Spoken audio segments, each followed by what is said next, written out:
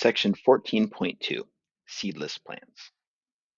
By the end of this section, you will be able to describe the distinguishing traits of the three types of bryophytes, identify the new traits that first appear in seedless vascular plants, and describe the major classes of seedless vascular plants. An incredible variety of seedless plants populates the terrestrial landscape.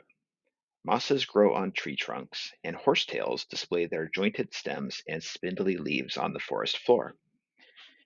Yet, seedless plants represent only a small fraction of the plants in our environment. 300 million years ago, seedless plants dominated the landscape and grew in the enormous swampy forests of the Carboniferous period. Their decomposing bodies created large deposits of coal that we mine today. Figure 14.9 refers to horsetails, and the online textbook has the incorrect image in this place for horsetails. If we scroll down to figure 14, 14, and 14.15, we can see images of horsetails growing. Here's some growing on land, and here's some growing in a marsh.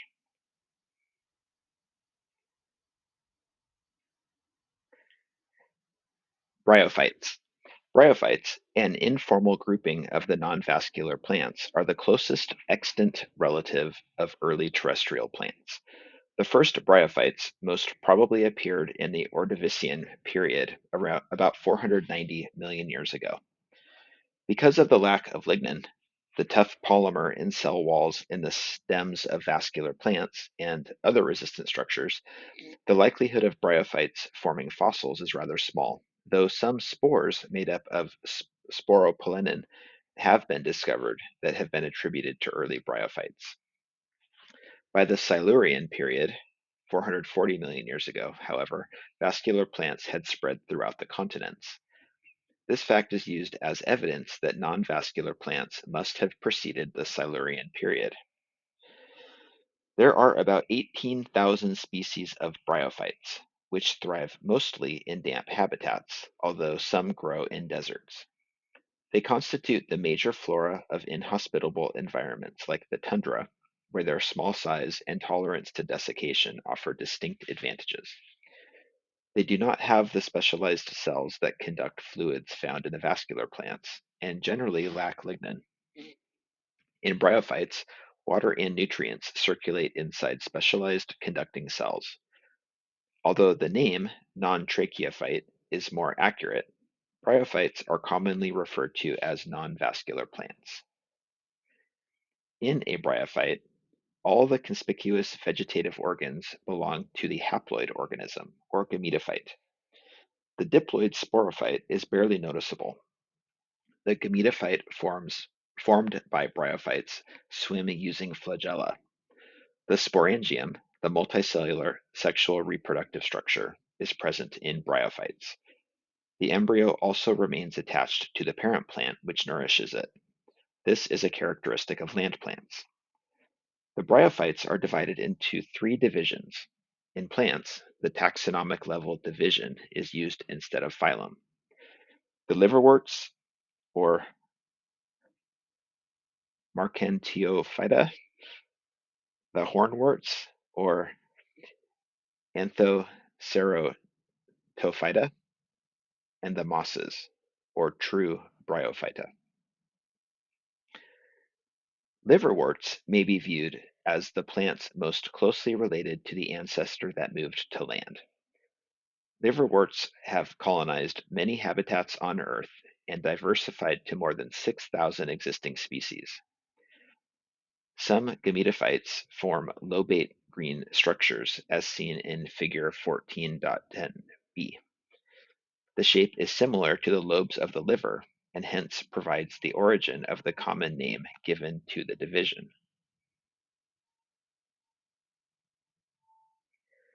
Figure 14.10. A is a 1904 drawing of liverworts showing the variety of their forms, and on the right is B, a liverwort displaying lobate flat thallus.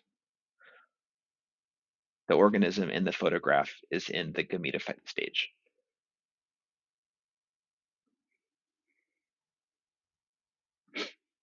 Hornworts. The hornworts have colonized a variety of habitats on land, although they are never far from a source of moisture. There are about 100 described species of hornworts. The dominant phase of the life cycle of hornworts is the short blue-green gametophyte. The sporophyte is the defining characteristic of the group. It is a long and narrow, pipe-like structure that emerges from the parent gametophyte and maintains growth throughout the life of the plant.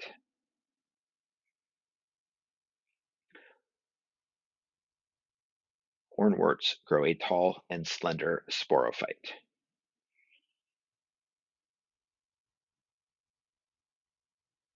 Mosses. More than 12,000 species of mosses have been cataloged. Their habitats vary from the tundra, where they are the main vegetation, to the understory of tropical forests. In the tundra, their shallow rhizoids allow them to fasten to a substrate without digging into the frozen soil.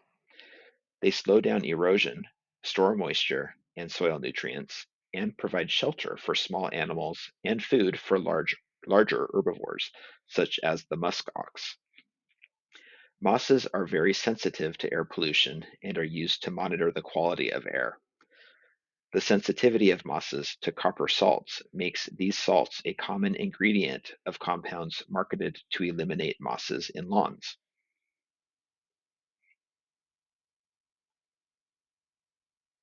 Figure 14.12. This green feathery moss has reddish-brown sporophytes growing upward.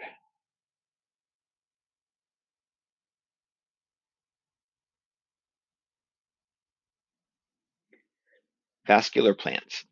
The vascular plants are the dominant and most conspicuous group of land plants.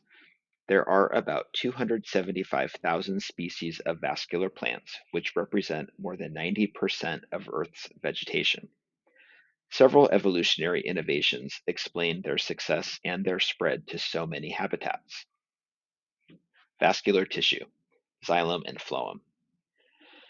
The first fossils that show the presence of vascular tissue are dated to the Silurian period, about 430 million years ago.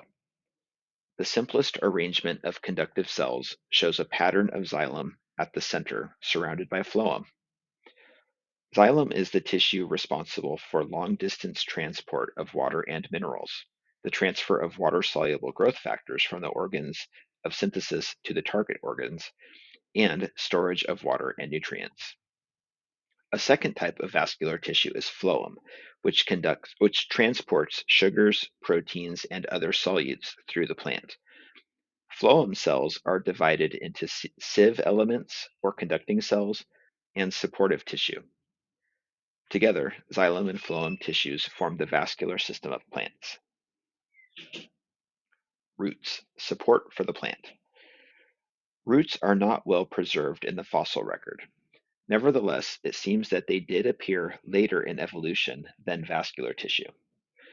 The development of an extensive network of roots represented a significant new feature of vascular plants. Thin rhizoids attached the bryophytes to the substrate. Their rather flimsy filaments did not provide a strong anchor for the plant, neither did they absorb water and nutrients. In contrast, roots, with their prominent vascular tissue system, transfer water and minerals from the soil to the rest of the plant. The extensive network of roots that penetrates deep in the ground to reach sources of water also stabilizes trees by acting as ballast and an anchor. The majority of roots establish a symbiotic relationship with fungi, forming mycorrhizae. In the mycorrhizae, fungal hyphae grow around the root and within the root around the cells, and in some instances within the cells. This benefits the plant by greatly increasing the surface area for absorption. Leaves, sporophylls, and strobili. A third adaptation marks seedless vascular plants. Accompanying the prominence of the sporophyte and the development of vascular tissue, The appearance of true leaves improved photosynthetic efficiency. Leaves capture more sunlight with their increased surface area. In addition to photosynthesis, leaves play another role in the life of the plants. Pine cones, mature fronds of ferns, and flowers are all sporophylls, leaves that were modified structurally to bear sporangia. Strobili are structures that contain the sporangia. They are prominent in conifers and are known commonly as cones. For example, the pine cones of pine trees. Seedless vascular plants. By the late Devonian period, 385 million years ago, plants had evolved vascular tissue, well-defined leaves, and root systems. With these advantages, plants increased in height and size. During the Carboniferous period, 359 to 299 million years ago, swamp forests of club mosses and horsetails, with some specimen reaching more than 30 meters tall, covered most of the land. These forests gave rise to the extensive coal deposits that gave the Carboniferous its name. In seedless vascular plants, the sporophyte became the dominant phase of the life cycle. Water is still required for fertilization of seedless vascular plants, and most favor a moist environment. Modern-day seedless vascular plants include club mosses, horsetails, ferns, and whisk ferns. Club mosses. The club mosses, or Lycophyta, are the earliest group of seedless vascular plants. They dominated the landscape of the Carboniferous period, growing into tall trees and forming large swamp forests. Today's club mosses are diminutive, evergreen plants consisting of a stem, which may be branched, and small leaves called microphylls. The division Lycophyta consists of close to 1,000 species, including quillworts, club mosses, and spike mosses, none of which is a true moss. Figure 14.13 shows a club moss.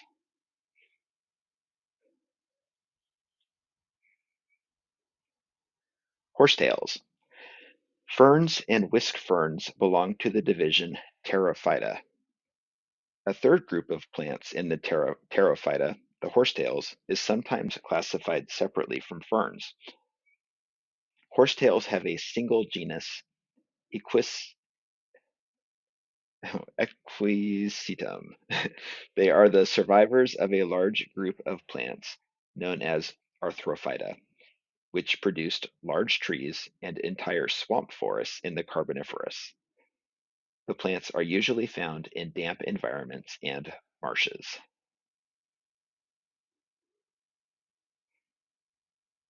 Figure 14.14 again, this is showing the horsetails thriving in a marsh. The stem of a horsetail is characterized by the presence of joints or nodes, hence the name Arthrophyta, which means jointed plant.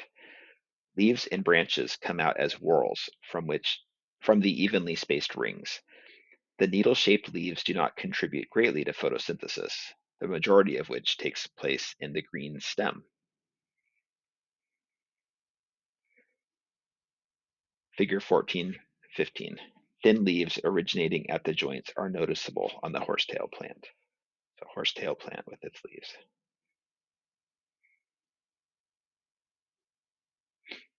Ferns and whisk ferns. Ferns are considered the most advanced seedless vascular plants and display characteristics commonly observed in seed plants. Ferns form large leaves and branching roots.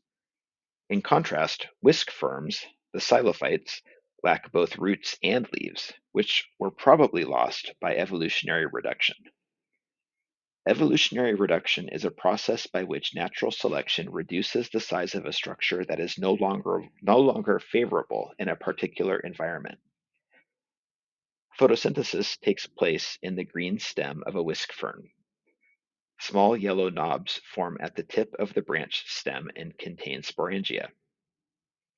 Whisk ferns have been classified outside the true ferns. However, recent comparative analysis of DNA suggests that this group may have lost both vascular tissue and roots through evolution, and is actually closely related to ferns. With their large fronds, ferns are the most readily recognizable seedless vascular plants. About 12,000 species of ferns live in environments ranging from tropics to temperate forests. Although some species survive in dry environments, most ferns are restricted to moist and shaded places. They made their appearance in the fossil record during the Devonian period, 416 to 359 million years ago, and expanded during the Carboniferous period, 359 to 299 million years ago. Figure 14.16. Some specimens of this short tree fern species can grow very tall.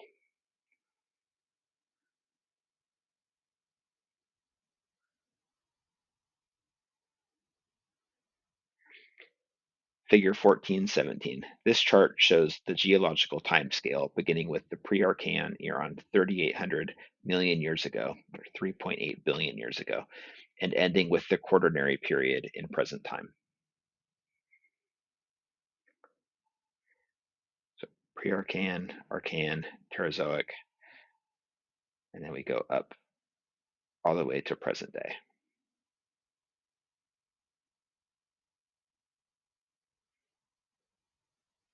Career connection. Landscape designer.